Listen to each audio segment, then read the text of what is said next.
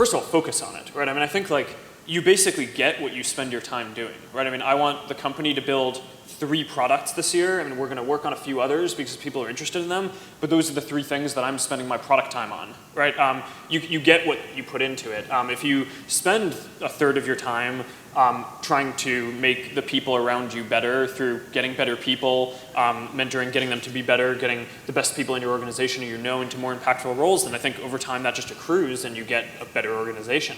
We've had this tradition for, I don't know, probably 7 or 8 years at the company, where every week we have a Q&A where our employees can come and ask me any question that they want about what's going on and what the direction of the company is, or questions or things that they read about in the press, or that their friends who use the product, what they're asking them.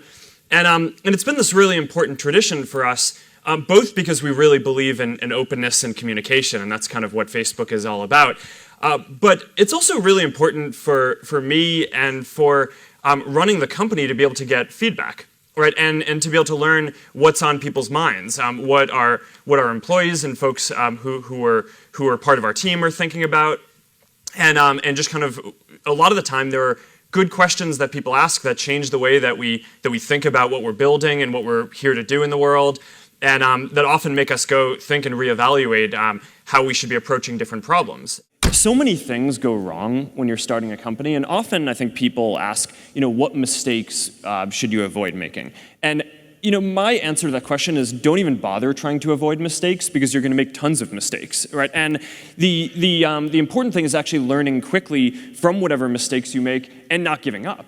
Right, and I mean, there are things every single year of Facebook's existence that could have killed us or made it so that it just seemed like moving forward and making a lot of progress just seemed intractable, but you just kind of bounce back and you learn, and nothing is impossible. You just have to kind of keep running through the walls. I don't hire people who I wouldn't work for myself. I think that's a really good heuristic, because everyone knows this, like, there's this saying, like, A players hire A players and B players hire C players, which is like good people hire good people. Yeah.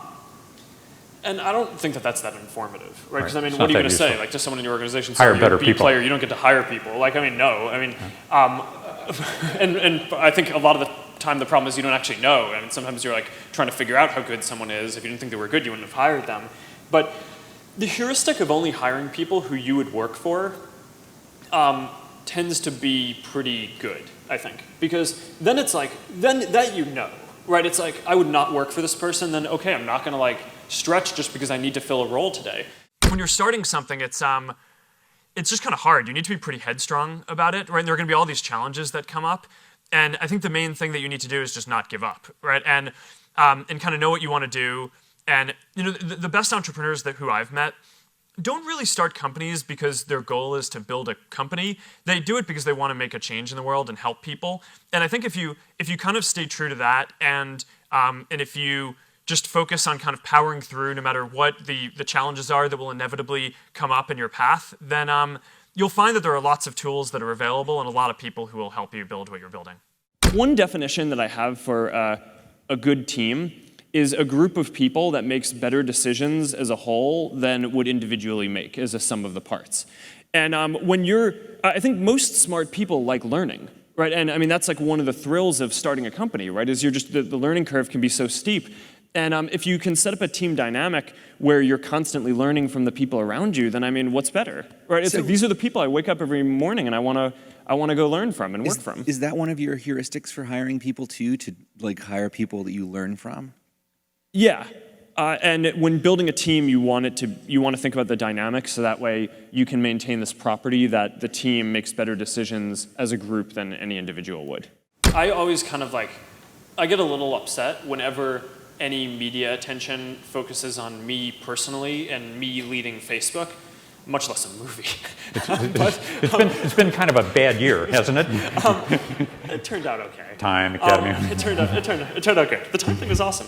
That was really flattering. But I think that it's one of these things that the media systematically gets wrong, is that this idea that it's a person, right? It's never a person, right? It's always a team. And the most important thing if you are an entrepreneur trying to build something is you need to build a really good team. And that's what I spend a lot of my time on, right? I mean, I spend probably at least 3 hours a day with our core team, right, and doing things. I spend probably 25% of my time recruiting, finding good people, both outside the company and inside the company to put in more impactful roles. So there's this inherent conflict in the system, though, which is, are we trying to optimize newsfeed to give each person, all of you guys, the best experience when you're reading? Or are we trying to help businesses just reach as many people as possible? And in every decision that we make, we optimize for the first, for making it so that for the people who we serve, who use Facebook and who are reading newsfeed, get the very best experience that they can. And that means that if a business is sharing content that's going to be useful for them, then we'll show that.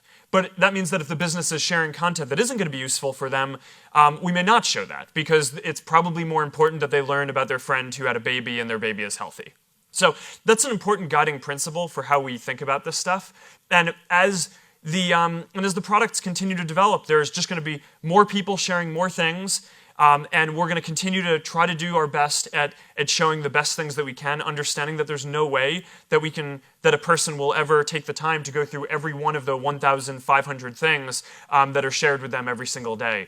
But that's kind of how I think about organic reach. And there are a lot of pages that are doing quite successfully, and their organic reach is growing quite a bit because they're delivering content to people that they really want. So if you're a business owner and you're thinking about how to use your free page on Facebook, I would just focus on trying to publish really good content that's going to be compelling to your customers and the people who are following you. I spent a bunch of time analyzing and reflecting on why it was that we were even able to do it, because all reasons suggest that we shouldn't have been able to do it, right? Because all these other companies had way more engineering power and servers and time and money and all this stuff. And I actually think that this is a pretty instructive thing for anything that you want to go do, because this is the same property is going to be true for anything that you guys start, is that someone else is going to have more resources and be able to do it.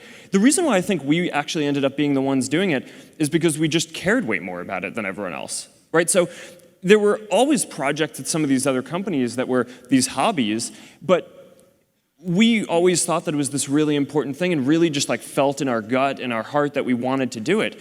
And early on, there were always these skeptics saying that, oh, this can't be a business. We didn't actually care that much about it being a business early on. But a lot of the reason why bigger companies didn't invest in it was because it wasn't clear that there was a model that would work for it. It seemed like a bad idea. Yeah, and I actually think that that's true for a lot of the best ideas, where it is that it's not that someone else can't do it, they actually can, and the odds are stacked against you, but I think often that belief in the fact that you just care so much about what you're doing is the only thing that kind of drives you to do it. And, to be honest, that kind of drives me to this day. I mean, one of the big emphasis points for the company right now is internet.org. And, for a while we had this rallying cry of, can we connect 1 billion people? And when we started talking about that, we thought that was crazy, right? It was way bigger than any service in the world that had been built, and it was 10 digits long, right? It's like it felt crazy. We'd never get to that. But then the thing is, as we started to actually get closer to that, we took a step back and we're like, all right, well, our mission isn't actually to get 1 in 7 people in the world to be connected. It's we want to connect everyone. So it's a big issue that only around 1/3 of the people in the world have access to the internet, and that's something that we think that we can do something about. And similar to early Facebook, there's no business model around this. I mean, all the people who have all the money in the world, I mean, it's not necessarily a fair thing, are already the people who are on Facebook, right? It's in the first, 1/7 of the world. But we just believe really strongly. It's like, this is what we are here to do. This is what our company cares about. I care about it. The team cares about it. Our culture cares about it. So we're just going to keep pushing on it. And I actually think a lot of the reason why great stuff gets built is because it's kind of irrational at the time. But so it kind of selects for the people who care the most about it doing it. But the students around me were really important as well, right? And both in high school and in college, I mean, the people who started Facebook with me, and a lot of the people who are still with me running the company today, are people who I met when I was at Harvard. And some of them were my TFs at Harvard, right? And when the professors were off writing papers, these were the people who actually taught me, and then we hung out, and we had social bonds and academic bonds. And I wouldn't understate the importance of that. And I mean, it's very tied into my whole philosophy and the product that I spend my life building, Facebook, because we just believe that social bonds are critical. And And one way that I think about the value that Facebook is filling in the world is that you go through school, and at least when I did, people just focused on academics, like achievement, different areas. And one of the things that no one really ever taught me was like having friends is really valuable. Now, not that I didn't have friends, but like, although the movie, yes. Right, make it seem that I. But that first girlfriend. But for sure, I don't think anyone is like. It's not like, okay, third grade, we're gonna teach you that like hanging out with people is a very important development, right? And I don't know, I actually think that is. And I think that's part of the reason why sometimes people view Facebook as a waste of time, but I actually think it's this extremely socially valuable utility. And I know that I wouldn't be where I am today without that aspect of my life being as